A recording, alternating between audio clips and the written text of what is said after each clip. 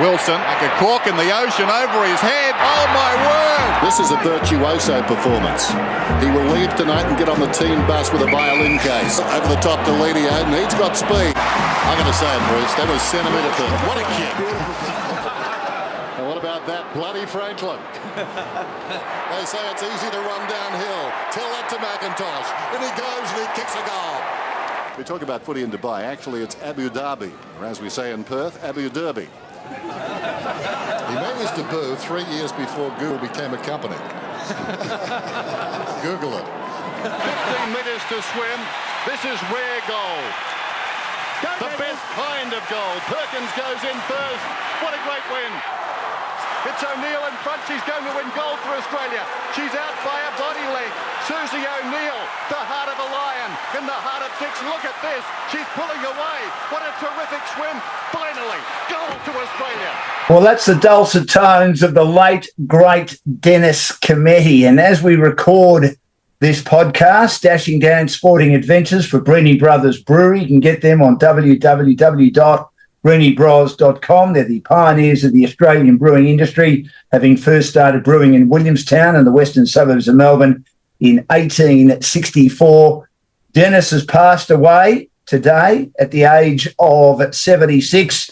He's more than a doyen of broadcasters, especially when it comes to AFL, but he also was a wonderful sports broadcaster in cricket and also swimming. Who'll forget his magnificent call of the 1996 gold medal for Kieran Perkins, who after a below-par swim was in lane 8 in the 1,500 metres, and Dennis called, as he always did, called the socks off that. And the other great memory outside footy was the last ball of the 1981 Day 1 Boxing Day Test. Australia had battled to make 170. Kim Hughes, a brilliant 100 on a very ordinary wicket. And Dennis Lilly was on fine bowl. Viv Richards, last ball of the day. And Dennis, in his usual descriptive style, Richards looking for the drive bowl. Never heard a crowd like it in my life. So I thought it was fitting on the eve of the AFL season to speak to a man, without putting any pressure on him, who long after I pass away, I think could be in the same stratosphere, if he's not already getting there, as Dennis Cometti. My guest today started broadcasting at the highest level at the age of 16. I was thinking about it at the age of 16, but I was calling school football at the age of 16. This young man started in community radio. I remember seeing him at Western Australian state matches with another great of Western Australian sport, Colin Minson. He then got his opportunity at the ABC at the age of 19 in Western Australia, where a lot of great commentators have come from. He then had stints in Brisbane and Sydney, and now basically he heads the sporting coverage based in Melbourne, is a cricket commentator, part of the Test cricket commentary team, and the number one AFL caller around the country. Corbin Middlemas, welcome to Dashing Down Sporting Adventures. Great to be with us, Corby.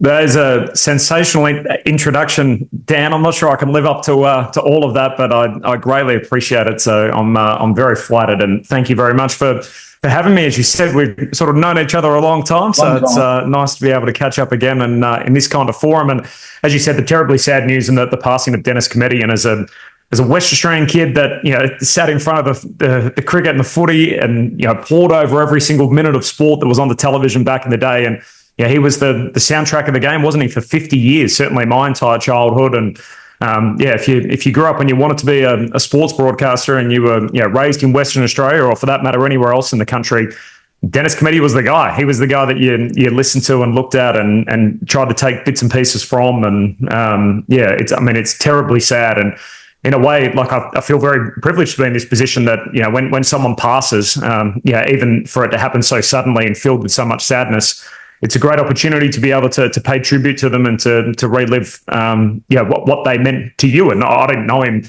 as well as a lot of other people in the industry. I knew him well enough to say hello to. I was lucky enough to win an award when I was quite young that he presented. Yeah. And so to even think that Dennis Cometti knew my name, let alone sort of what I was doing and who I was in the world, was a great thrill to me as a young man, and certainly something I'll cherish. It was ironic because Clinton Grievous, I think, was going to be one of the greatest of all time. And there's no doubt, Corby, again, without putting pressure on you with what you've achieved already at the age of 34, you're heading in that direction.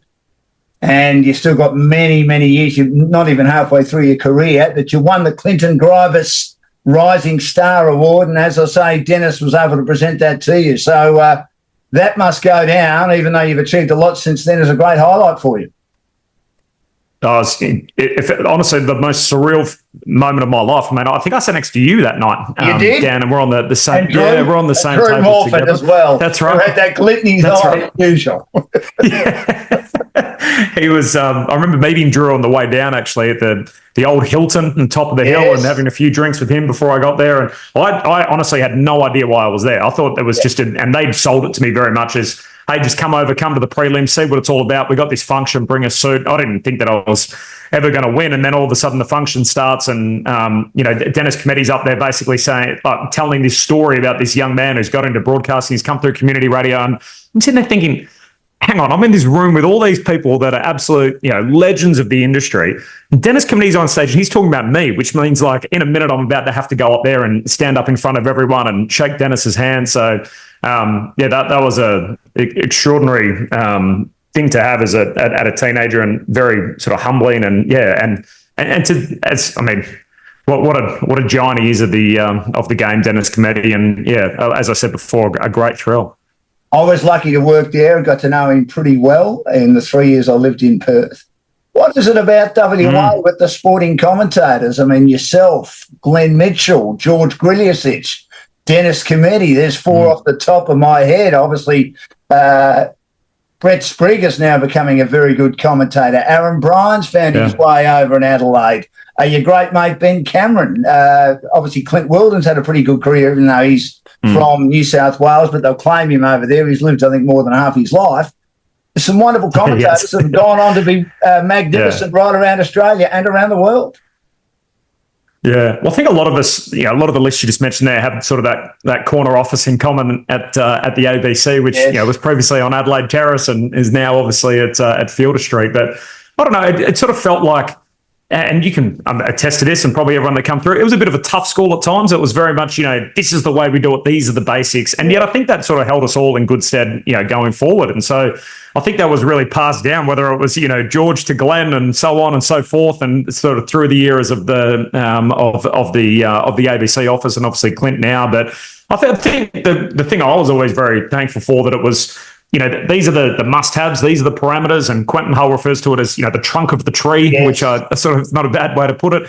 And then all the leaves and the branches is up to you. So you can colour it in and you can do whatever you want, and you can sort of express it in the way you want to express it. But if you haven't got the absolute basic principles, you're in trouble. And basically, until you've got them down, you won't be doing it. So it was sort of, get your game up. And I think a lot of the time nowadays, it's, you can learn to call, or you can do all these things at, your local park, into a recorder on, different radio stations, wherever it turns out to be. So I wonder how that will play going forward. Whereas up until this point, I think the thing that Perth always had to its advantage too was the time difference. That it meant that there was always a pocket in the afternoon before there was 5 games on a Saturday, where there would be an early game, there'd be a break in the middle. Remember the 2 o'clock game would finish at 5 Eastern, and then there'd be a gap between 5 and 7:30 when the night game started. You'd call three quarters of the waffle, wouldn't you? You'd go and call the waffle, and so. Yeah. And that was a great grounding, and often that would be an opportunity for me, and then Brett and Clint back in the day, and so many people that came through there to be able to have the chance to call waffle footy, which when you're starting out calling statewide on the ABC is feels like it's an enormous audience, people on the tractors and messaging in and everything, and so it was almost the perfect breeding ground and the opportunity to be able to learn to make mistakes, to refine your craft before you got the opportunity in front of a national audience calling the AFL. So I felt like the time difference certainly helped in those early days. I mean, nowadays it's wall-to-wall footy, isn't it? The AFL have chucked a game in the middle and there's 5 games, and so maybe that will be watered down in years to come. But I always felt like that was a huge advantage for us in WA. I think too, streaming. I'm heavily involved, as you know, in local footy. The Mornington Peninsula Football Netball League's a great comp, and there are a few other comps that do streaming, not only in Melbourne but right around Victoria, and they put them on their various websites. I think that helps finding new commentators as well. I mean, I'm not going to say you were lucky, you've had the talent, but do you think there are some youngsters nowadays that are in too much of a hurry to get there? I was certainly the same. Like I was always straddling the line between ambition and impatience. And it was always that sort of like, trying to be a little ambitious without being too impatient as I worked my way through it. And so I can understand that. I mean, everyone, they want to have it now. And I was, I think you do need a certain amount of luck. Like you need to be in the right position at the right time and be ready to go. But you also need, a door to open here and there. And, there's some opportunities in my career that I took. There's others that I probably let slide by at different stages. And so I sort of feel like, it all panned out in the end for me. And I'm very thankful for doing what I'm doing now. But you certainly need to have a little bit of luck along the way. And when that opportunity presents, you need to be ready to go. And that's what it was always sort of drummed into me. And I was lucky enough that, when the phone rang to get more opportunities in Perth, I was ready because I'd done, I had experience at community radio, which, that's absolutely invaluable. So when, Rowena Edwards back in the day went, up to the Northern Territory and they needed someone in Perth, I was available. When Glenn left, I was available and able to work straight away. When Alistair Nicholson left Brisbane, they wanted someone to go there. I felt like I was ready to take on a new challenge and go to Brisbane. So, it's one, you've got to be ready, but you need that opportunity at the right time as well. And I agree with you. I think that the streaming is, is sort of the old school community radio in a way, isn't it? That it's kind of that's your opportunity to be able to call sport. And now that, every game's streamed and get the opportunity to have a soundtrack on it. I think back in the day, very few people got opportunities, on television style commentary or two pictures. And everyone seemed to have experience with radio because there was much more opportunities at community level or whatever it turned out to be. Maybe we'll see the next generation almost the other way around, that lots of people have called streaming and called to pictures, and maybe less and less people over time are used to sort of audio commentary. Great to have Corbin Middlemas with us, one of the great commentators. He's with the ABC, and we're here for Dashing Down Sporting Adventures and Brenny Brothers Brewery. They produce a range of easy drinking mainstream beers. They're rippers that are based on a family recipe from over 100 years ago. Do you think there's much difference? And you call, of course, for Fox Footy as well, between TV and radio. The main reason I say that is Dennis called TV like radio. But we didn't seem to mind that too much, did we? I mean, he just called virtually everything that happened. We got used to it and we all loved it, didn't we? Yeah, and it's interesting you said that, because, I mean, he was certainly someone that I listened to a lot growing up, and even though I was calling on radio and he was largely calling on TV, I felt like there was lots of what he did that, you could take a little bit of that and take bits and pieces and put it into your own radio style commentary. I think there's a place for it. I think I feel like it sort of goes through different waves, and I think one of the great things about Dennis Cometti is, you sit back and you look in his career, and a day like this, certainly it shows up again that he was like universally loved. And think about, in the modern age of social media, about, how people feel about, the TV commentary. And as you said, now that sort of I'm in that world, you experience it from time to time, and sort of people are hot about sort of what they want from their commentators and what they don't want. And sort of the feedback can come, pretty strong at different times for various callers in the game. And so to think that there was one guy that was almost universally loved. Like, I don't remember sort of anyone ever saying, you know what, I can't cop that Dennis Cometti. I don't understand how he calls the game, for example. That no one ever said that. And so to have him sort of so universally loved in an age where, I don't know, it feels like everybody's unhappy with the TV commentators all the time. So it's a tough gig, and you got to have a pretty thick skin at times. And yet Dennis had an unbelievable ability to really, he was so good at what he did that there was very few that weren't Dennis Cometti fans. You mentioned social media. I was going to bring this up a little bit later, but we'll deal with it now. How tough is it? And you've worked with Kelly Underwood for a long while. You worked with her on television as well as radio. Lauren Borden's making her way. Jess, of course, is going great guns with Triple M after starting at the ABC. And even Joe Wooten, who's at SEN. Do you think the social media keyboard warriors are a bit hard on them? Yeah, absolutely. Yeah, I think it's a very difficult craft, as you know, Dan. Like, it's sort of it's so if you talk for long enough, even if, say, you're people that listen to this that aren't broadcasters, for example, if you're just having a chat with a friend, with zero pressure on getting everything right or whatever it turns out to be, it'd be amazing when you think in conversation, when you're recalling names or whatever you're doing.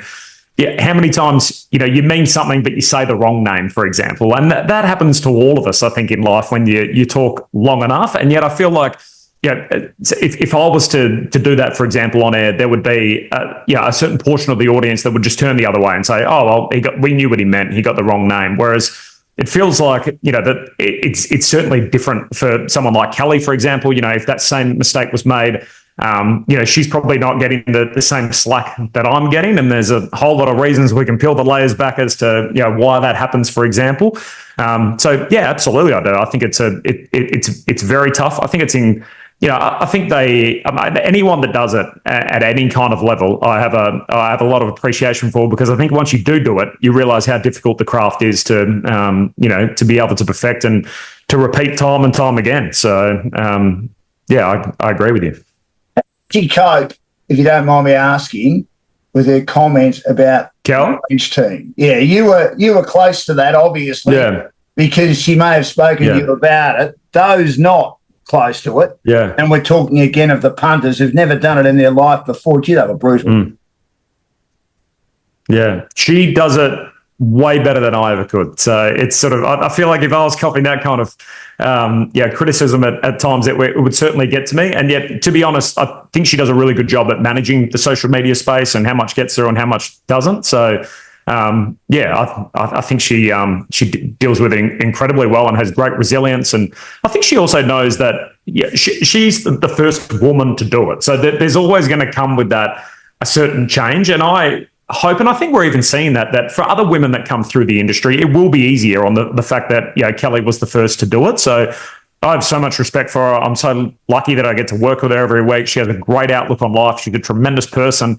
And she, through all of that and whatever's going on, and whether there's a social media storm that somehow she's been caught up in or whatever it turns out to be, she always brings a tremendous outlook and great energy as someone that's able to broadcast with every week. So we get on well socially, and we certainly we get on air as well professionally, I guess you could say, as colleagues every Friday night. So she certainly, in my conversations with her, and from what I see, she deals with it incredibly well. Is it a brutal industry, Corbin? I mean, there's a lot of people, I reckon, maybe I'm a bit cynical now in my old age, at the age of 57, that those that want to get into it, they'll see a carcass, again, with the greatest respect, the way I say this, and they'll just battle hard. And if they're going to push you out of the way, they'll push you out of the way. I mean, look, you're so good at what you do, you're probably a little bit immune from that, but there are those that are solid at best, all vying for the one spot in many ways, aren't they? And it can get tough. Yeah. It's a zero-sum game, isn't it? That you sort of say you've got 20 broadcasters and there's a grand final and there's only 2 seats, then, all of a sudden the math doesn't work. So someone's going to have to miss out. And, often it's not because, someone that misses out calls poorly or whatever it turns out to be. So that, and I think what part of it is we take it so seriously. So for average people that, probably listen on the street, they think, oh, these guys are so lucky they get to roll up, sit behind the glass, best seat in the house and call games. And we are. But also I think we put a lot of pressure on ourselves to make sure that, we do a good job. We find the right words to be able to match, the moment that happens. And so, I mean, it's a profession at the end of the day. But I think the industry is probably hard on itself at times too. Whereas I think as much as we can, if we can, steer into the reason why we're doing it, why essentially you want to be a sports broadcaster. And I think for most of us, it comes from the fact that, we love the game. We're fans first. We wanted to be part of it. And so once you get to a certain age and you realize, hey, I'm not going to be a professional footballer or cricketer or whatever it turns out to be, what's the next best thing and the way that I can stay involved in the game. So I think that trying to keep that fun in the commentary box as much as we can is certainly something that we try and do. We sit next to Triple M. They got a lot of guys in and around our age. So, they certainly have fun when they're at the footy. And so I think that's part of it, is trying to make sure that we keep as much of that in it as we can, because it is fun. It's a great job. It's the best thing to do in the world, to be able to, go and watch world-class athletes every day, run around and do what they got to do. And I think if we're having a good time, hopefully that translates, and people that are listening on the radio or watching on the television are enjoying it too. So you think at times there are those in the industry that are a bit too serious. I think there's a lot of journos out there that are way too serious and way too intense and just see it as basically be all and end all. But there's a lot more to life than broadcasting sport, even though we love it, isn't it? I mean, it's not brain surgery, as people have told me, and then I've told young people since then. Yeah, I think as long as you're enjoying it, like I take it very seriously. I pour a lot of hours into it, and yet I feel like I'm also able to have fun with it as well. And so there's, if you can try and get the combination between those two things as correct as you can. I mean, I feel like everyone's probably riding their own journey with it, aren't they? As to they're in different stages of life, they're in different. I felt like I was probably, if we had this chat say 9 years ago, I would have been in a hurry to get somewhere. I would have been, have a level of discontent, for example. And yet nowadays, I can appreciate that what I'm doing is what I always wanted to do. And so I think it's that kind of industry where you feel like people are always saying to you, what's next? Where are you going to go next? What are you going to do next? And I kind of look at it a little bit. And Scott Van Pelt, who's one of the world's great broadcasters as an anchor for SportsCenter, has a line that he uses from time to time where don't try and be happier than happy. And I was like, that's a really good line, where it sort of talks about, how can you be a high achiever and be content in sort of the place in which you live without feeling like, maybe if I went over there, I'd be happier than I am now. And so it's sort of, I feel like I am happy. I'm doing what I want to do. And so that I think hopefully I can try and get a little bit of contentment out of that. And to kind of know that, if at the moment I'm doing some work for Fox and I love that, and I get to call Friday night and Thursday night footy on the ABC and work with some great people, and to be able to have that a little bit of sense of gratitude too, to roll up and go, you know what, this is awesome that I get to do this. And I'm really grateful for the fact that I'm here now, and I might get to do it again next week, or today might be the last time that I ever do it. And if that's the case, then that's fine. I'm here now. I'm doing it. When the light comes on, I get to be the guy that's on air and broadcast. And that's awesome. And so I try and sort of remind myself of that as much as I can, sort of every time I walk into the MCG or whatever I'm doing. And try and steer into the gratitude of it as much as I can. How nervous do you get? I've always been a great believer that if you're still nervous, no matter how long you've done it for, means you still want it pretty badly.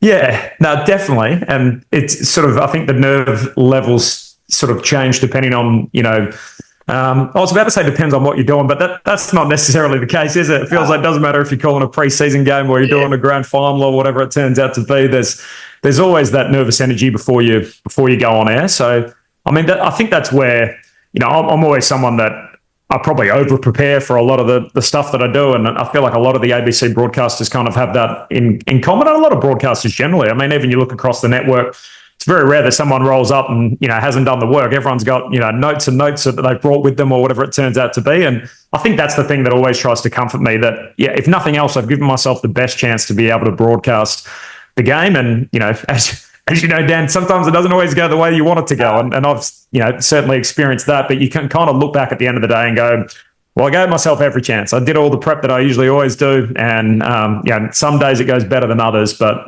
there's always that nervous energy before you start. And I'm with you. I think that's generally a good thing.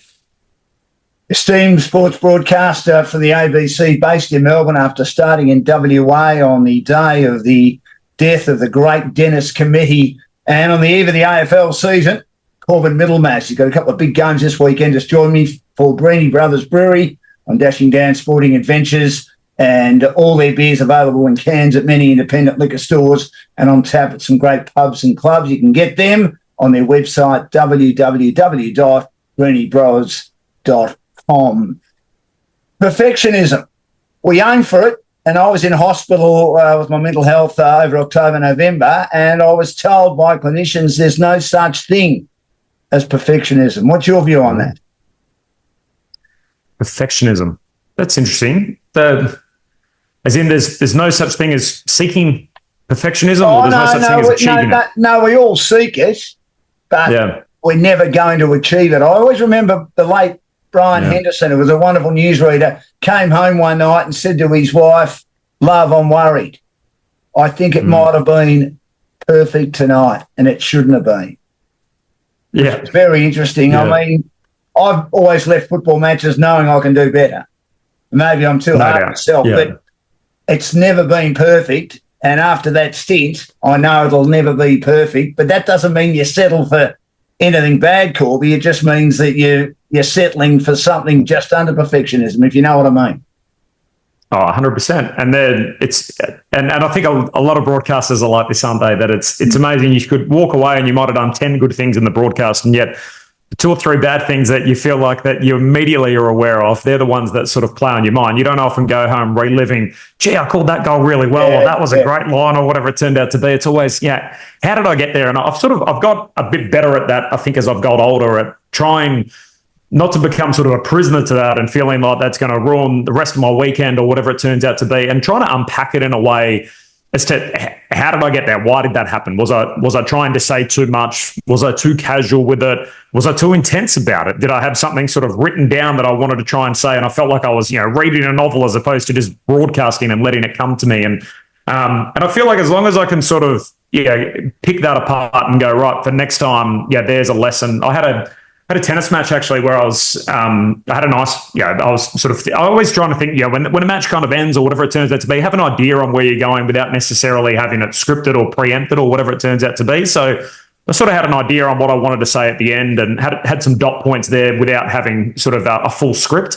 And sure enough, I ended up tripping over one of the words. And it's like this minor thing that, most people wouldn't have even noticed or whatever. But to me, I was like, that's the kind of thing that I've got to get right. And I've tripped up over it. And I was chatting to our producer about it afterwards. And basically, I got to the point where I thought, I was just trying to be too wordy. Like sometimes, less is more. And that the best stuff's always the stuff that's shorter. And so you kind of go, all right, well, if I call the end on Sunday night or whatever it turns out to be, then, that's something that I'll take with me next time. That instead of, trying to deliver this magical line or doing something that's outside of my wheelhouse or not necessarily, when I'm at my best, strip it back and sort of do what I do well rather than trying to do something different. So I think that's definitely something that I've tried to work on, is not beat myself up too much when things don't go right.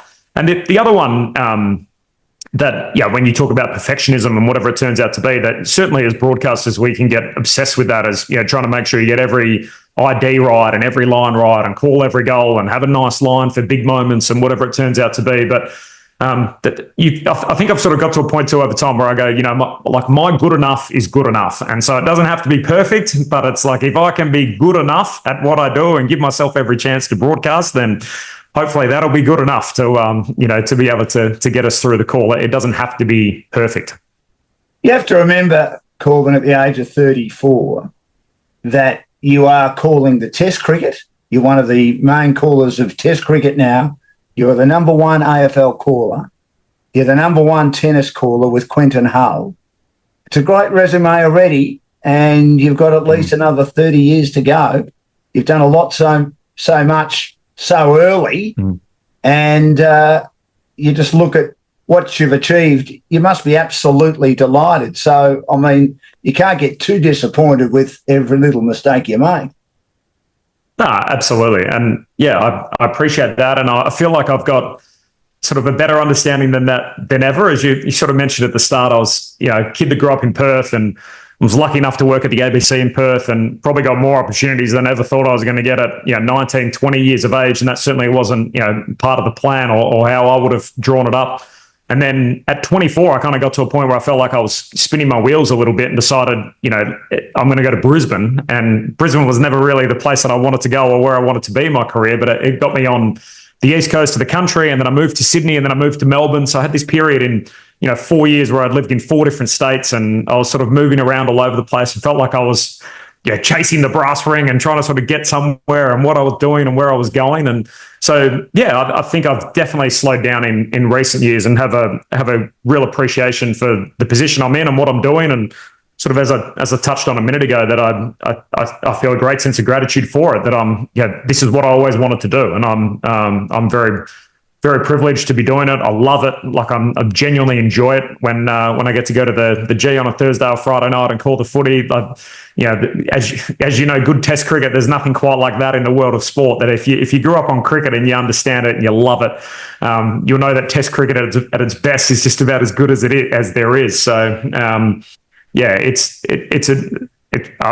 feel unbelievably privileged and a great sense of gratitude to be doing what I'm doing and love every single bit of it. And I'm not necessarily in a hurry to to move on or to go somewhere else. As much as the industry, it feels like always pressures you to say, what's next? Where are you going to go next? Well, yeah, I'm happy doing what I'm doing for now, which is a pretty cool slate. Was Melbourne where you wanted to go when you started at the ABC? That was your target? Yeah, I think so. I always felt like, that was as a kid that grew up sort of loving footy and cricket, that I thought this is the city that I want to be in. And I was sort of lucky enough that eventually I sort of got here, and I had to make a few other moves along the way. And I say eventually, as you say, I was sort of still here relatively young in a professional sense, but I was prepared to move in my 20s, and probably that meant, spending 3 years away from home in a couple of cities that I didn't necessarily plan to go to. But in the end, it was all part of the journey to get to where I wanted to be. And that's certainly here where, I get to call 3 or 4 games a weekend as opposed to calling one back in Perth. And just being on this side of the country certainly has its advantages big time. And there's more big time sport over here than there is in Perth. And obviously that puts you in a position to be able to do a whole lot more things. Can I ask you the name Corbin? Now, it's a good name, but I must admit, when I first met you, I thought, gee, I haven't heard that name before. Where did that come from? So my parents were a big fan of the show L.A. Law. I don't know if you remember L.A. Law. Oh, yes. Corbin Bernstein was one of the actors, wasn't he? Yes. That's it. Yep. So Corbin Bernstein was the actor on L.A. Law, and I think my mum was a big fan of him, and certainly a fan of his name. So as a result, that's how I ended up being Corbin.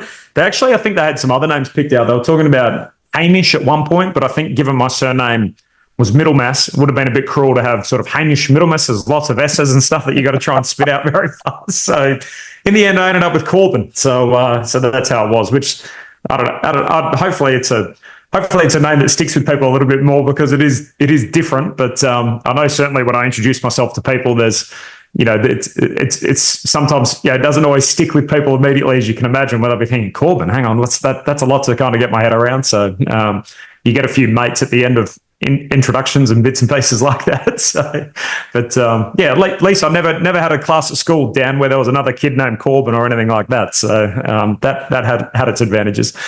Now, you mentioned earlier you lived in Brisbane and you lived in Sydney for a little while. Did you become a better person, you think, moving away so young and living in those big cities before you came to Melbourne? Not only did it help your broadcasting, you got to call other sports, got to call, obviously, a bit of rugby league and union, but as a person living in those cities, how much did that help you? 100%, yeah. I needed to get out of Perth. Like, I was at that, which is weird, because it was almost like there was somewhere in my brain or my gut that was telling me that that's what I needed to do. And yet, if you'd asked me at that stage, why are you leaving to go to Brisbane? I wouldn't have said, because I need to get out of Perth or whatever it turns out to be. But I felt like, I was lucky enough to be doing a whole lot of stuff at the ABC at 19, 20 years of age. And then, I was instead of being in uni, I'm basically, working there as a full-time sports broadcaster, calling footy and cricket and whatever else is going on. And then I found, 4 or 5 years' time, I was essentially doing the same thing. And I probably wasn't the best version of myself on a whole lot of fronts at that particular stage. And there was a lot of stuff going on in my life that was really good. Like I just bought an apartment. I was living with my best mate at the time. We were having a whole lot of fun.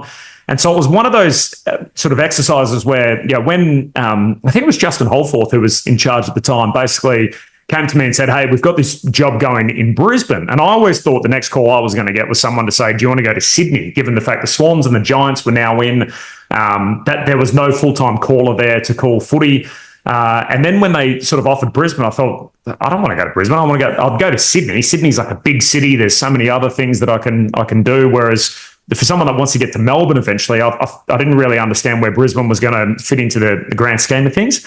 And so I sort of went back and tested that with them and thought, maybe I could go to Sydney instead. And that was, very quickly met with jobs in Brisbane. If you want it, here it is. If you don't want it, don't worry about it. I was like, okay, so that's very much the response from them was, it's there. Otherwise, sort of stay where you are. And so did the whole exercise of, get the butcher's paper out and here's the pros and here's the cons and whether I should go or whether I should stay in Perth. And I ended up calling this basketball game with Alan Black, and it was in New Zealand. And Alan Black, for people that aren't aware, was this tremendous coach in NBL basketball and former player. And we're sitting in this hotel room, and I was explaining to him essentially, hey, I've got this option between going and not, and these are all the pros and these are the cons, and all the sheets telling me I should stay because I've all my friends are here and my family's here and got this great place that I've just moved into and everything else. And he essentially said, look, the best advice I ever got along the way is just follow your gut. Whatever your gut's telling you to do that. And if nothing else, you'll be able to look back on it in 10 years' time if it doesn't work out or whatever it turns out to be and say, oh, well, I followed my gut at the time. My gut was telling me to go and to do this. And so, basically you'll be able to live with that. You'll be able to live with the fact that, hey, I followed my instincts at the time and that's why I decided to go. And so the fact that there was very few pros to go to Brisbane and there was lots of pros to stay in Perth, I decided for some reason my gut was telling me to go. And as a result, I went and basically packed up at 24 years of age and headed to a city where I didn't really know too many people and calling largely a game that was calling rugby league as well as calling Aussie rules. And remembering the Aussie rules I was calling was the Suns and the Lions, who were 17th and 18th at that particular stage in the competition. So it wasn't as if I was going there calling high level footy. And that was probably a bit of a risk. And I probably spent most of the 9 to 10 months when I was away trying to get to the next port. And I looking back on it in retrospect, I should have just enjoyed it for what it was. It's a great, new city, being able to go and check out different things. But I felt like I spent most of the time, poring over my craft, trying to get out of there, trying to get onto the next stop. And I go back to Brisbane now as when I go for work or whatever it turns out to be, and I love it. And yet when I lived there, it was, it was basically just a stop on the road that I wanted to, I was in a hurry to get to the next place. Do you regret that you maybe didn't sit back a bit more and smell the roses? Yeah. Yep. I mean, absolutely. But you never know at the time, do you? Like, it's one of those things where, like, if someone said to me, hey, you're going to leave Perth and in 3 years you're going to get to Melbourne and in between you're going to have 1 year in Brisbane and 2 years in Sydney, you'd think, this is like a holiday. Like, how good is this? I'm in this other city. I've got time to check out and go and do everything. And, basically, but at the time, you don't know that. Like, I could still be in Brisbane now, for example, and living my whole life there and whatever it turns out to be. Or, it's sort of, you never necessarily know where the next stop's going to be. So, and I was a young guy as well, so I probably felt like there was, what if I end up here forever? What if this is it? And I just end up in Brisbane and I got to try and start a whole life here or whatever it turns out to be. And whereas by the time I think I went to Sydney, I thought, right, this could be a bit more of a short-term thing. I was also living with someone. I was living with a good mate of mine, and his partner came over, and so the three of us were in this share house together, and so it's a different vibe again. So instead of kind of being by yourself, you're with like other people and friends of yours, and so I probably enjoyed Sydney from a living perspective a little bit more than Brisbane. What about Melbourne? You love Melbourne? Love it. Yeah, it's great. It's so when I first moved to Melbourne, it was January of 2019, and it's been a minute now. So, and I sort of had, you mentioned Ben Cameron earlier, who's a good friend of mine, and he previously worked for Croc Media and struck up a friendship with Mitch Cleary, of course, the chief footy reporter for Channel 7 nowadays. And Mitch was living in Geelong and essentially looking for a place in Melbourne, and I was just moving to Melbourne. And so Ben basically, we'd only met each other a couple of times. We knew each other to sort of say hello to, and that was about it. And so in the end, we decided to get this apartment, which was like a 2-bedroom, 2-bathroom apartment in South Bank. And we thought, you know what, this would be great. We'll never ever be here. Let's just go and, we'll come and go or whatever it turns out to be. And in the end, like, Mitch is sort of one of my best mates, and we hit it off, and we ended up spending COVID in this apartment over 2020 and 2021, which was this, tiny apartment, which we never thought would spend much time in. And in the end, we ended up, getting through what was the most crazy period or whatever in this small little space. And yet I think we're very different personalities. I'm probably a little more intense and a bit of a stress head, whereas he's very calm and relaxed and chilled out. And so maybe the yin and the yang, we kind of worked it out, I think, a little bit, and able to get on in pretty tight confines for what a crazy time in the history of the world, and certainly in this city.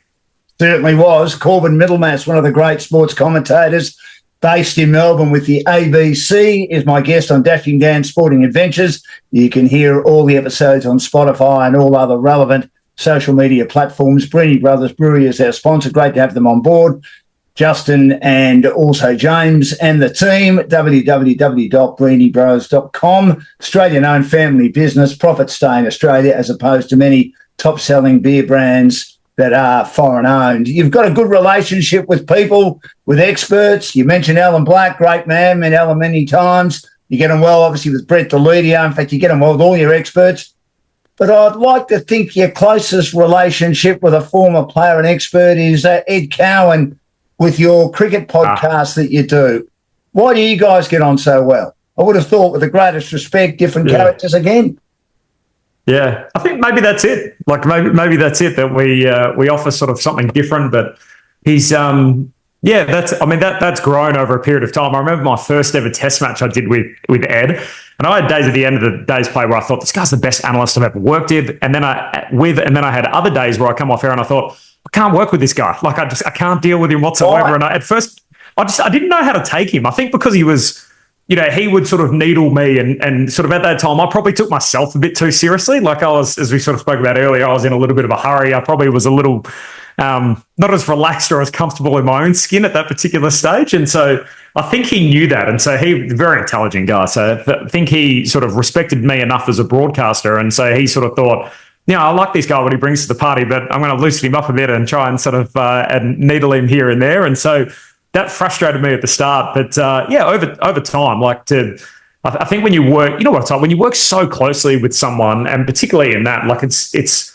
I have a lot of respect for him and what he brings. Like he's such a sharp cricket mind, and so in my role as largely the sports guy that sits on the couch and loves sport or whatever it turns out to be, and you get to run these theories and questions past someone that's been out there in the middle and is able to articulate so well, what it's like to be a professional cricketer and what's going on in the world. And he's got such sharp business acumen, and he sits on a board and everything else. I thought this guy's like the perfect running mate to be able to have someone to talk about cricket with twice a week. And when you spend that much time together, you end up discovering a bit more about each other's lives and whatever it turns out to be. And so, that friendship's certainly grown as time's gone on. And it's I probably haven't considered it as much until I've been asked about it. But you're right, we are sort of different people. I was sort of blue collar kid, grew up in the southern suburbs of Perth, and he's sort of come from a different different background as a former sports person that's obviously now a leader in the business world. But he's got a beautiful daughter who's I think about 13 years of age, Romy, and his partner Ginny, and I've been lucky to spend time with them over the years and catch up and have dinner when we're in Sydney from time to time. So that's sort of this beautiful sort of professional relationship that's certainly developed into a friendship outside of work as well. Being in the industry, both of us, you hear about, you read about the dynamics in the Australian cricket team and in the dressing room. And I got to know Ed with another ex-colleague of ours, the great Peter Newlands. We did a show called Cow Corner, and we had Ed on quite a bit. It's one of Peter's favourite players. I always felt that he was a square peg in a round hole in the Australian cricket team, but a bit unfairly. Do you get that impression even now?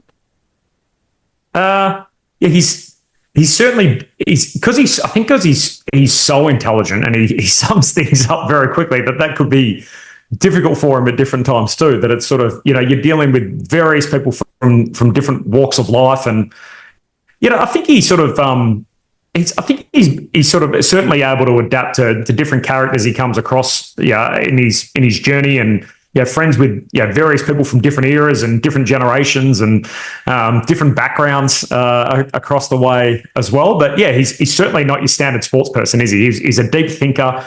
I'm sure he would have been the type of person that would have consumed probably a lot more press than maybe other sports people do, or that would prefer to stay away from it. But I think even him in his career, for example, I think he would be someone that would be able to, turn around at the end of his career. And as much as, he's always very self-deprecating and talks down what he achieved and everything else, like he got everything out of himself as a cricketer to be able to play on the level that he did. And I think that would come with a certain contentment at the end of his career, where he could say, look, I might not have been, the most naturally gifted or whatever it turns out to be across my course of my career, but gee, I applied myself over a long period, and in the end I was able to play for Australia and score a Test 100 and be in the team for a couple of years, and it's and sort of work his way through that kind of difficult period in Australian cricket, and play as long as he did, and ultimately live his sporting dream. Have you tasted his coffee? Because I know he was in the coffee business. He's done a bit of everything, hasn't he, Ed? I think he's tied up somehow in the burrito game, in the Mexican food game. I think he's really? GYG. There's somehow the company he works for is the majority shareholder there. So he's every time I see him, it's we're often having Mexican or whatever we're doing and stuff. So there's but no, he feels like he's got a finger in a lot of pies. I'm actually not a coffee drinker, so would you believe? So that's no. And you live in Melbourne, Corbin. Which is and live in Melbourne. A coffee shop on every corner, as you would be aware. Yeah, it disgusts a lot of my colleagues. I'm sort of, as a result, I drink way too much, like Dr. Pepper or Pepsi Max or Coke Zero or anything like that. That's got caffeine in it. That's basically my source of caffeine. So, which I know is equally or probably not as good for me as if I was just a coffee drinker. I should just get on board. But I don't like the taste for whatever reason. Never have. Whether it's coffee flavored lollies or ice cream or anything. Not a fan. So not a coffee drinker. Mine has to have plenty of milk in it. That's why I like my lattes. Can I ask you about your preparation? I don't think there's anyone who does it better. We learned from the great Glenn Mitchell, who used to say, Daniel, you might use 5% of what you've got here, but just prepare as best you possibly can. Now, you've got 2 games of footy. Sometimes you might have 3 or 4, and you say you're doing an inordinate amount of preparation. How do you find the time, and how do you sort of work out, well, I've got this game tomorrow, this game the next day? Do you try and stay ahead of the game a bit? More recently than I ever have. So in the past, I would, Thursday night teams would come out, I'd power through them, write down, and I handwrite a lot of my notes. So to be, try and punch out 3 games or whatever it turns out to be. But given I'm often calling Thursday nights now and sort of juggling the TV and the radio commitments, I'll often try and get a bit of a head start, even if it's, last week's game, for example, and particularly for my Friday and Saturday game. Just try and write down the 22 from the week before and sort of get a bit of a head start on that. And then at least when I come home on a Thursday night, I don't know how you went, but I always found it, I find it difficult to go to bed straight away anyway. You might walk in the door at 11:30. And so I'll often then, say add a couple of, add the names that have been added, the emergencies or changes or whatever it turns out to be for my Friday and Saturday game, and add them to the notes. And then sort of do that late on a Thursday night. So then I feel like by the time I've woken up on Friday morning, I've kind of got Friday's game already prepped, Saturday's game prepped. We put lots of time and effort into things like our studio shows nowadays too. So I feel like even Friday, for example, we spent a lot of that, talking about what we're going to discuss on AFL Saturday and our talk show on Saturday afternoon. And then obviously if I'm doing a Fox game on Sunday, it's I'm trying to do that slightly differently than perhaps what I would do the radio call. I think it probably lends itself to a few more anecdotes or whatever it turns out to be to support the pictures or support the player. Whereas radio is so descriptive and the pace that it moves at. Whereas on TV, I probably don't have to be as descriptive, and there might be the odd thing here or there that might lead to a conversation or prompt a conversation with the expert or whatever it turns out to be. So I'll try and collate some of that stuff as the week progresses and eventually scribble it down, and away we go on Sunday. So I think it helps. I generally have a bit of a system, so I'll have a checklist and say, right, these are the things that I feel like I need to include in my notes, and generally that gives me a pretty good outline and a place to start. I was a massive learner of the numbers, then fill the dots in and fill the spaces in after that. Do you learn your numbers off by heart? I used to do that. I'm terrible with numbers, to be honest. Numbers is probably the one thing that I don't generally look at as much. I reckon even as a kid, like when I was 15, 16, I would have been better with the numbers than I am now. So I generally call a lot from appearance as opposed to numbers. So I'll try and sort of generally pick a feature or pick a body part or whatever it turns out to be, and try and use that as opposed to specific numbers, just in case the guys turning the wrong way or whatever it turns out to be. And so I certainly write them all down, but whether they stick the same way is another thing. And I'm sort of trying to pick something visually, I think, from the player as much as his number, to try and whether it's a haircut or boots or certain running gait or whatever it turns out to be as a way to try and identify them as quickly as I can. You talked earlier about COVID, and for the first time in a long time, the ABC didn't do the Olympic Games, which were meant to be 2020, which were 2021. How tough was that for all the broadcasters? It was a different management at the time. It was a different board at the time. Did you think that was going to be it for the Olympic Games with the ABC? Definitely. Yeah, definitely. I was lucky enough to work on the Rio coverage from back here. So we were in Sydney in a truck. I think we had a bit of a hybrid coverage. We sent 3 or 4, and then everyone else sort of was back here. And so that was my first taste of it. I then got the opportunity to work 2018, the Gold Coast Games, and that was a bit weird too. I think I did basically the entire tournament from the broadcast center, which was on the Gold Coast, and it felt like I could have been in any city in the world. Like it didn't really feel like I barely got out to an event. Sort of everything I did was kind of in there. And so then by the time 21 rolled around and we weren't doing it, certainly by the time we got to 2024, I just assumed that was off the table, that there was no way that we would be back into it again. So, there was a great deal of disappointment at the time, and particularly for guys like, Quentin Hull, for example, who, he called extremely well in Rio. And I think he handles the track and field side of it extremely well with, you're trying to do field events while getting ready for the next track event and whatever it turns out to be, and keep an eye on who's throwing the javelin and what's happening with the shot put and the high jump, while also thinking, hang on, the 400 metres are next on the blocks. And I think for anyone that's listened to the Olympic Games on radio, it is a fun thing to listen to and be able to get all the updates from what's going on in such a busy event. And Clint Weldon too, who had sort of picked up swimming, I think, post Rio. So he did cycling at Rio, and then he did the swimming on the Gold Coast. So I'm sure he probably felt, right, I've got this banner portfolio. Tokyo's coming up next. It's this great opportunity or whatever in front of him, and unfortunately we didn't end up doing it. So it was awesome to be back in 2024. So Clint, for example, had the chance to do that, and obviously we ended up working with Bruce, which was like a proper broadcasting dream come true.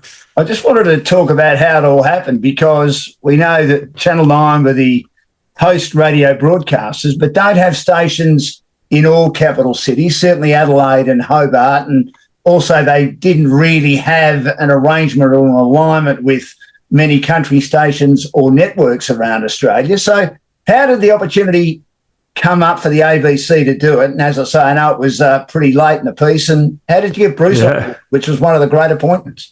Yeah, it's crazy. It was that the whole period was insane, and the middle of a footy season. So we basically usually, and you've worked on big time events and games and different bits and pieces over the years, and often if you know that that's your brief or your portfolio, you're half keeping an eye on the sport, aren't you, across basically a 4-year journey. Like I remember, one of the first things I got told at the ABC was, pick a sport, and, when the opportunity comes up, the person that's in the seat at the moment moves on. That's a chance for you to do it and try and stay up to date so you don't have to get up to date last minute. Well, this was the exact opposite. Like in previous games and things, I've always called, the boxing and the basketball, for example. And then because we never planned that this was going to happen, they came to me and said, hey, can you do the cycling? And I was like, mate, I know that a bike's got 2 wheels and that's about it. Like I didn't really have I didn't have a great background on cycling at all. So I'm sort of learning this sport, trying to get up to date with who the participants are. We basically got 4 to 6 weeks. I think the rights were only signed 6 weeks out. And as you said, it was basically it was a deal so the ABC could carry it in every market that Nine Radio weren't. So that was, into Adelaide and Hobart, and also in the regions across the country. And it would be on air for 12 hours overnight. I think it was 7 p.m. to 7 a.m. And it was rolling coverage, but the whole thing was done out of Sydney. So we didn't have, a single person there. And we're basically locked in this, this end of, we're at 2GB. So 2GB with a Nine Radio with a host. And so they were at one end of the building, and then down at the other end of the building where they'd had a couple of, spare studios, we basically took that over and turned it into our own IBC. So Andrea Williamson, who I'm sure you worked with at your time at the ABC, who's an absolute wizard. She was basically largely responsible for going there and rigging up this entire operation. And, while we were there and you're working through the night and sort of get yourself on the Paris time zone pretty quick and, one day into the next, and whatever it turns out to be, it was brilliant. Like, it was much better than not doing it at all. And the amount of people that we had when we walked back into the footy, after the 3 weeks or whatever, that asked you how Paris was or whatever it turns out to be, and we're like, mate, we weren't there, and they were saying, no, I heard you're at this event and you could hear the effects and everything, and I was like, yep, no, and we always have a rule on air that we don't say we're there, but we don't say we're not there. So it's kind of we never tried to fool people and say, here we are at this event or whatever it turns out to be, but at the same time, we're not. Yeah, because I feel like as a listener too, tell me if I'm wrong, but I would rather that than someone say, hey, by the way, we're in Sydney or whatever it turns out to be. And it sort of takes the illusion in your mind, or what the images that you're trying to create listening to the audio, it takes it out immediately. So you think, I don't necessarily want to know that the commentators aren't there, because I want to believe when I'm listening to it that they're in the moment and they're bringing it to me. And so whether they're there or not, as long as I kind of feel in my mind that they are, I think you can sort of still, create a little bit of the, the magic that comes with it with radio commentary. Whose idea was it to get Bruce? And yeah. I know you didn't have a lot of time to get Bruce McAvaney, but did he say it straight away? And what actually was his role? Because I didn't hear any of it being based in Melbourne. Yeah, so 9 had the rights, and obviously, Bruce being a 7 guy.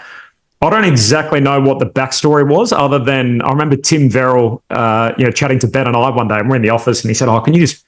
It was our boss at ABC Sport, and essentially said, come in this room, we've just got some news for you. And he sort of said, look, so we've got Bruce McAvaney for the Olympics. And I remember both Ben and I looked at each other almost like kids on Christmas Day, thinking, what? Like, we're going to end up calling with Bruce. And so then we're thinking, how's it all going to work? What's going to happen? And he ended up sharing the athletics duties with Q and Melinda Gainsford-Taylor. So I think she's brilliant. So I think what happened behind the scenes, from best I can ascertain, is that I think there was a play somewhere that, whether Bruce could still end up doing the Olympics in some way, shape or form for the television network. And I don't know if that was, the approach from more so from Nine's side to basically say, hey, is there a way we can make this happen?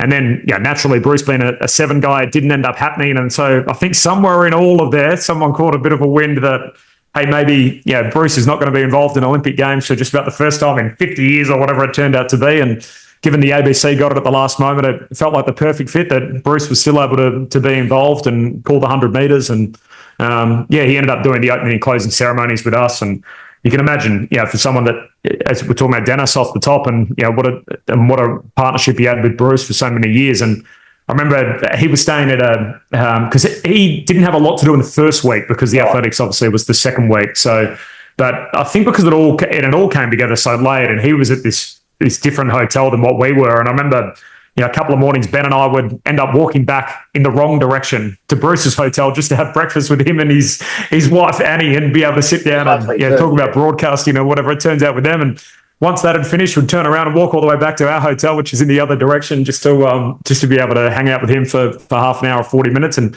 he was so giving of his time and his advice along the way. So he's such a good team guy. For everyone that's worked with him will know. So something I clearly never thought was ever going to happen in my broadcasting career. And for it to come off in that kind of fashion was certainly something I'll remember for as long as I live.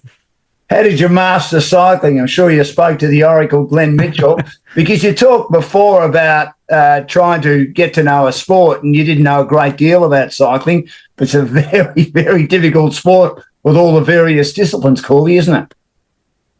Oh, yeah, absolutely. I think there's one, it might be the Kieran. It's not fresh in my memory at the moment, but I think the Kieran's the one with all the points. And so or the Madison. Here we go. You can see it's almost like a uni assignment. You get all the information in, and the minute it's it's over, it feels like some of it slips out. But the one where there's the accumulation of points. Yeah. And I remember following this event, and I thought, please, and it was the only, usually you're always cheering the Australian on, and you always think, I want the Aussie to win and win gold and be able to call this moment and whatever it turns out to be. It was the only one where I almost felt a sense of relief when the Australian was out of contention, where I thought, great, there's not going to be this moment where this Australian wins, silver medal, and you don't have an idea who won, because it's not necessarily first person across the line. It's like, sprints as you go through, and you collect points for that. And so then, they could all finish in different orders. And yet, as the points comes through on the board, which if you're in the arena, you can see all that. Whereas, from where we are, we didn't necessarily have the same advantages.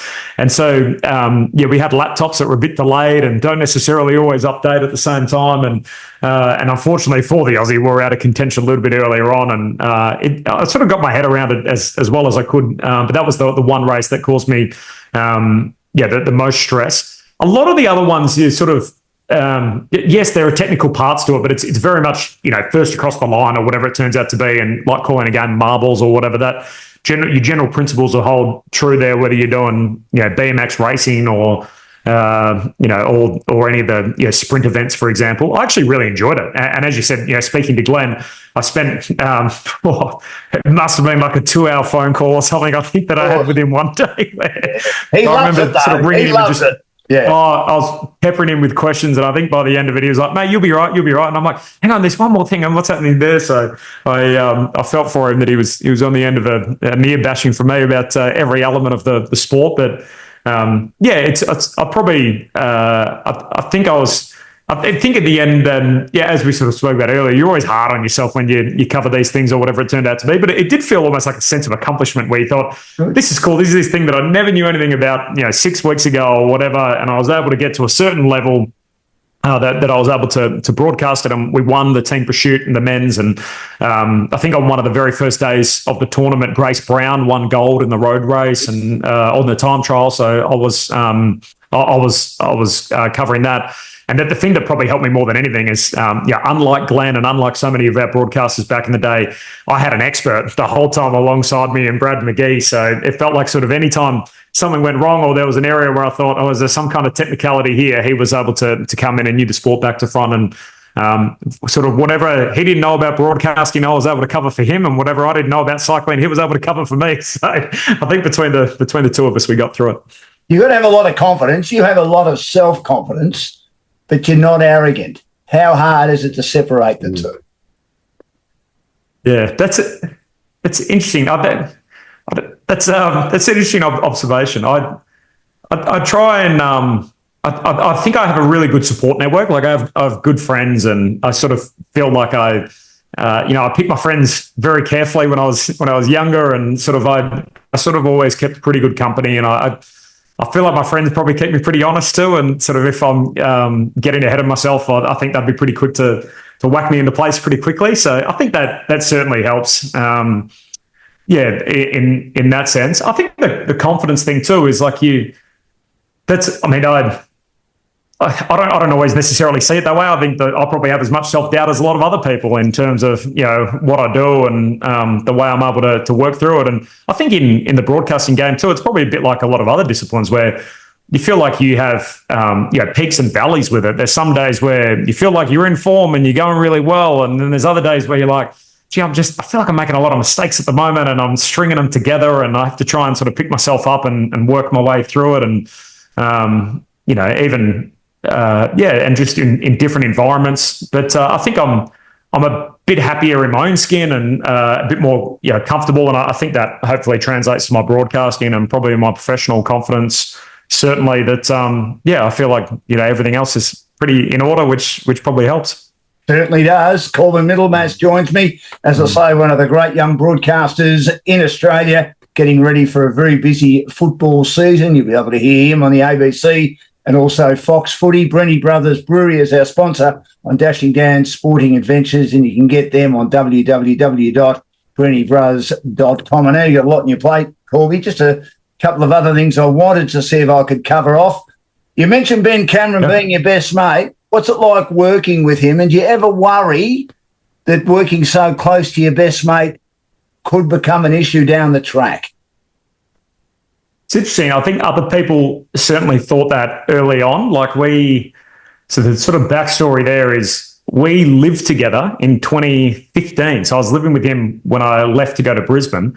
Yeah. He was working for 6PR at the time, and then 6PR ended up getting bought out, or their sports show basically got siphoned off and sold to Croc Media as it was then. And so then essentially he was out of a gig there. They were looking for someone doing essentially what he was doing, which was producing quite a bit of footy in Adelaide. So he went to Adelaide, I went to Brisbane. He worked there for Croc for a period of time, moved back to work for SEN when the job came back available in Perth. Yeah. And then hopped across from SEN to the ABC. And by that stage, I was in Melbourne. So that was 2019. And then he didn't get to Melbourne until 2023. So I think there were other moments in time, 2022, 2021, there was different stages where, there were opportunities opening up in Melbourne. And I think if I had, my way and maybe a bit more influence and slowed down, I would have said, they should get Ben over or whatever it turns out to be. And I think there was probably almost unfair for Ben at the time, but I think there was this little bit of a feeling that, we don't want to put Ben and Corbin together. There could be, it could be an awkward sort of situation working too close together and whatever it turns out to be. And then we worked on things like Summer Grandstand together where he was on that side of the country. He did lots of national things, even though he was based in Perth, completely separate from what I was doing. And in the end, it sort of almost, I kind of feel for Ben in a way because I don't want it to be a disadvantage for him that it's like, they're mates. So as a result, we don't want to sort of put them together. But I think if you spend a bit of time with him, and certainly I think that's what our bosses ultimately saw, that, he's an absolute weapon in what he's able to do. I mean, he's like having a full-time jet producer that absolutely nails every part of that, great relationship builder. And yet at the same time, he's also like on air calling 2 games of footy a week. He brings out the best in our experts and the people that we work with. And so to be able to have all those two things together, you're basically getting 2 staffers for one.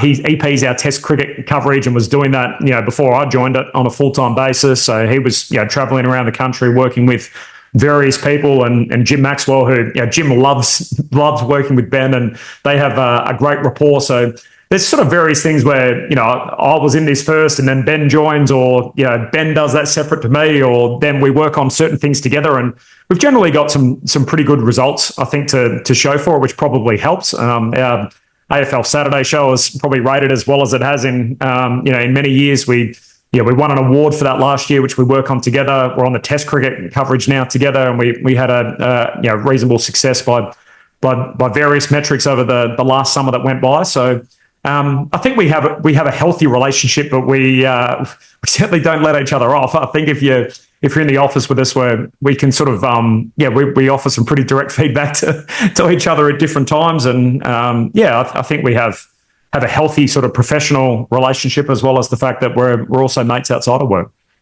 Now, you came out a few years ago, and it's old news now. And we still have only seen Mitch Brown, who's bisexual, and I thought there was too much carry on about that by certain members of the media, particularly written journalists. Just my opinion, they were frothing at the mouth over it, and they'd love more players to come out. Is it a contradiction in the AFL that they do support the gay community and they're right behind it, yet in regard to players, male players coming out as gay, and I'm sure there are a few, they still haven't done that? How concerned are you that this is something that will stay in place for a long time, and that the AFL has been a bit inactive despite their support for, of course, the gay community, as I mentioned earlier?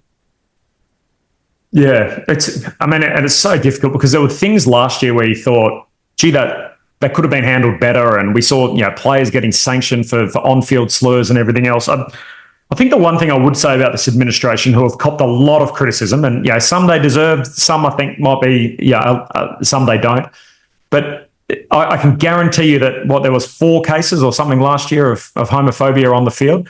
I guarantee you it didn't go from 0 to 4. So it was clearly happening previous to that. It was happening under various other administrations, and no one wanted to know anything about it until now. And so in a way, I kind of feel like, well, at least they're doing something. And I always talk about, the perfect's the enemy of the good. It's not perfect, but it's certainly more good, for lack of a better term, than what it was in the past. That they are educating the players more now. And hopefully, as you sort of talk about it, it's one of those things where I think people sometimes, and I've spoken about this on Offsiders and various other shows, that I think people see, the rainbow flag sometimes, and they sort of feel like it's got this sort of political undertone, and it's kind of, that they roll their eyes somewhat at, the way that it's presented.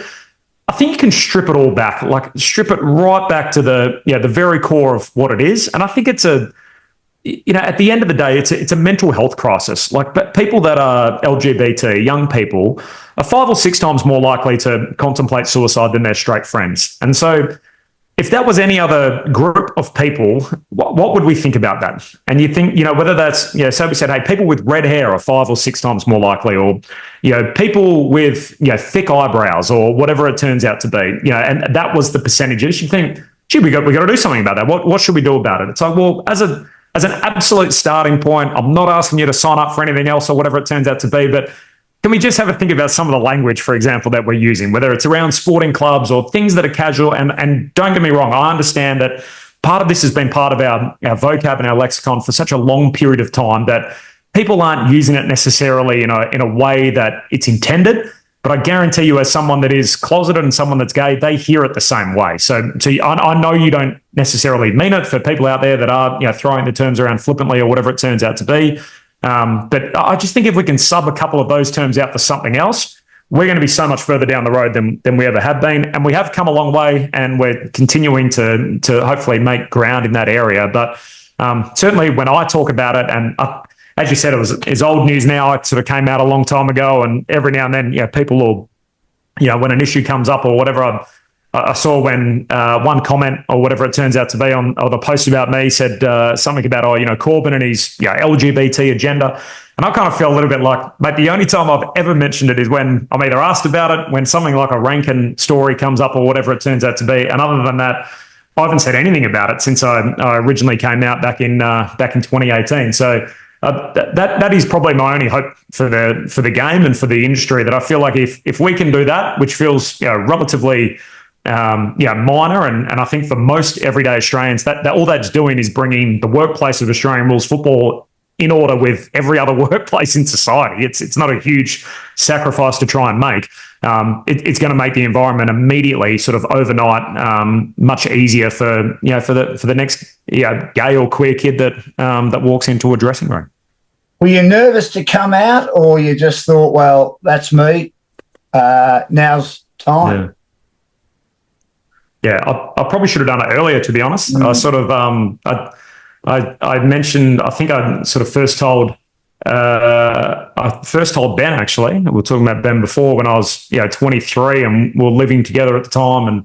And to be honest, one of the major reasons why I didn't was part professionally, that I was, as you sort of spoke about, there was a big push on at the time, probably less so nowadays in the world and whatever it turns out to be. And I sort of felt a little bit like I wanted to establish myself in my profession, and what it turned out to be, I didn't want it to be perceived for whatever reason that, hey, this guy's the gay broadcaster, and as a result, he's getting a push, and we're trying to elevate him, or we're trying to move him into a prominent position, or whatever it turns out to be. So part of me was like, I always thought, one day I'll talk about it and it'll come up, and it just kind of establish myself a little bit in what I do, without that feeling like that's the only thing people know about me, without being like, oh, he's just the gay broadcaster, as opposed to, no, he's, he commentates sports. We know who he is. And, he's also gay.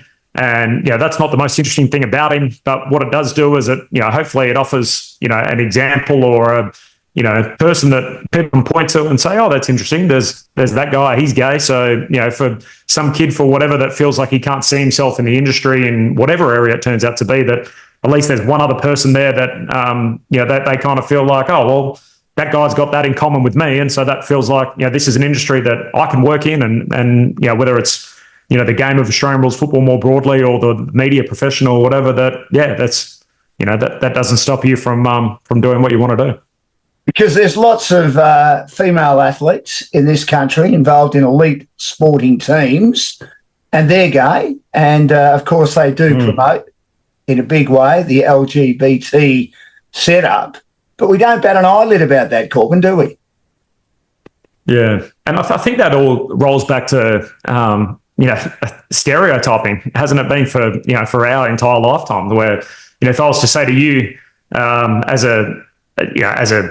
when you were young, and, when I was young, for example, what's a stereotypical gay woman? What's a stereotypical gay man? Well, you would say, well, a gay woman is masculine and a gay man is, effeminate, for example. And that's, the old stereotype. So one plays more into, a locker room culture of sport and whatever it turns out to be, and the other one really pushes against it. So in a way, for women, sport has been everything for gay women. Sport has been everything that it hasn't been for gay men. It's been inclusive. It's been a place where they feel like they're not going to get judged. It's almost like the equivalent for them would be, I'm trying to think of another example or whatever it turns out, like something that's, in inverted commas, very girly or whatever it turns out to be, or something that fits the stereotype. Whereas a sporting locker room, and so.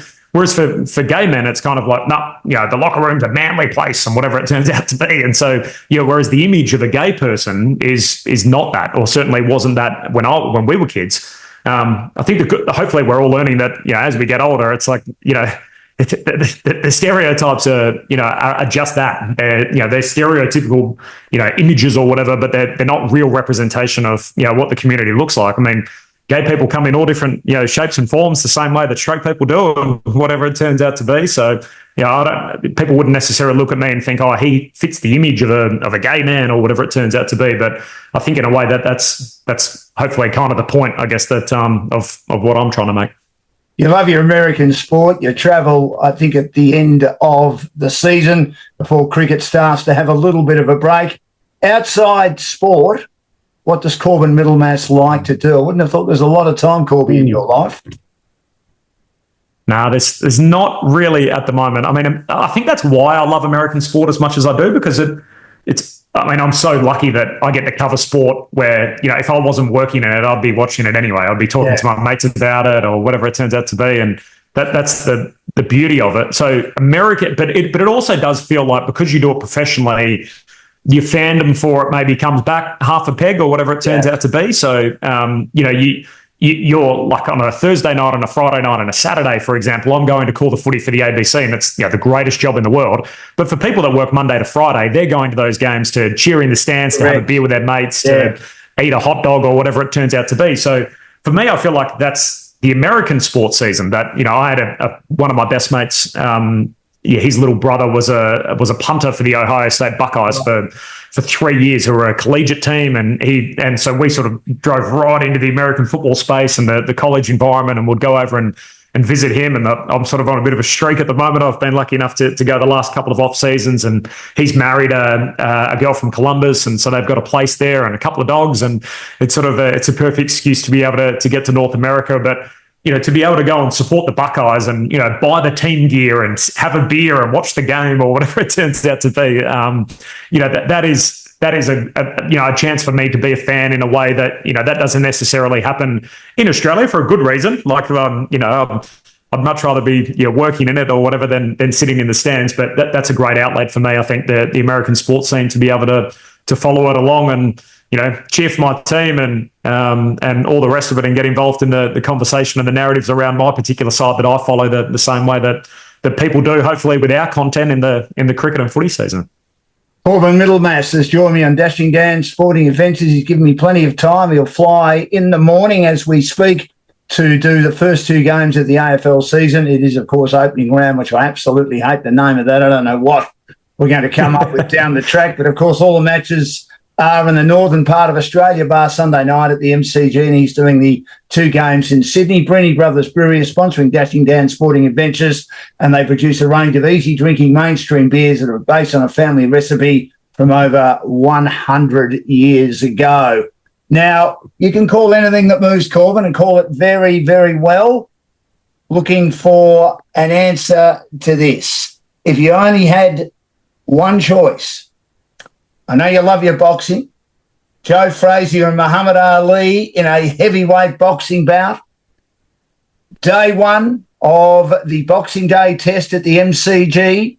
The men's final of the Australian Open. Or AFL Grand Final, or one of the big sports at the Olympic Games. Which one would you choose and why?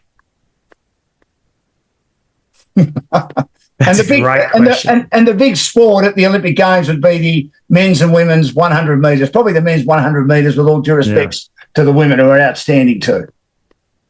Yeah.